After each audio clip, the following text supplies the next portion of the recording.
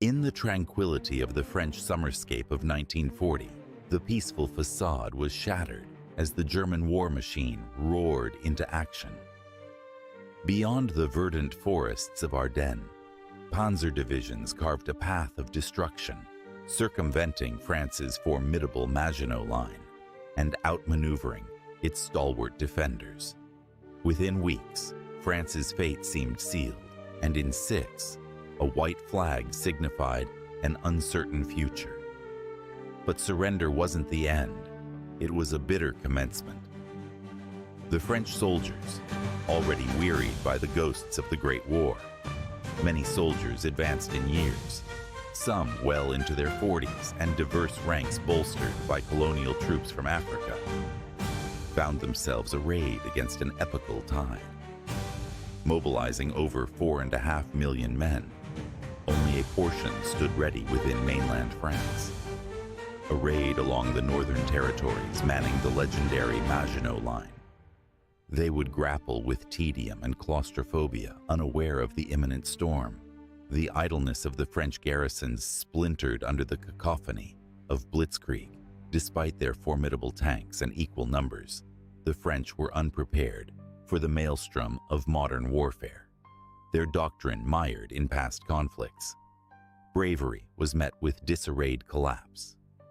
Defeated and disjointed, French soldiers were left pondering their fate as captives commenced a new battle against despair. For 1.9 million French, captivity meant ghastly marches, deprivation, and a daily trudge through foreign enforced labor. Theirs was a solitary struggle, punctuated by longing and muted shame. The silence of their absence spoke loudly in the homes they once filled with laughter and love. Yet, embers of defiance flickered in the hearts of a few Frenchmen. The beaches of Dunkirk blazed with valiant rearguard action, while across the Channel, a French officer's impassioned plea crackled over airwaves, stirring the soul of resistance. Despite hurdles, Free French forces rallied, striking hard in Africa, earning their moniker as the Fighting French, a title that belied the tangled web of allegiance back home. In Vichy, France, loyalty was twisted into a weapon. Soldiers' hands were tied by orders of non-resistance. Meanwhile, the Milice Française emerged, its actions darkening the already somber tones of wartime France. The irony of fate saw French volunteers turning against past allies on the Eastern Front, their blood staining the snows of the Soviet Union. A fleeting fight, leading to dissolution and despair. Most tragic, perhaps, were those from Alsace-Lorraine, released from captivity to be reshackled into the Wehrmacht, their futures forfeited on Eastern fronts. But within France's borders, hope was not lost. Acts of sabotage, of bravery, of resistance, wove a tapestry of quiet, determined opposition. 1943 not only rallied the resistance, but breathed solidarity into its ranks. Leaders emerged, aligned and united under the national call to liberate their nation.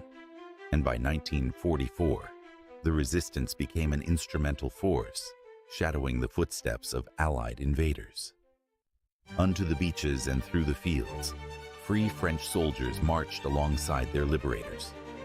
From defeat to resilience, captivity to resistance, each soldier's path shaped the mosaic of history, complex, human, inexorably French. Their stories, a testament that in times of war, life weaves patterns of valor and vexation. And while their sacrifices echo silently through the ages, our remembrance speaks volumes. For in remembering, we honor the multitude of their fates and their enduring spirit. Thank you for joining us on this journey through history. Remember to support our channel by following, liking, and subscribing. Until the next tale of times past, we bid you adieu.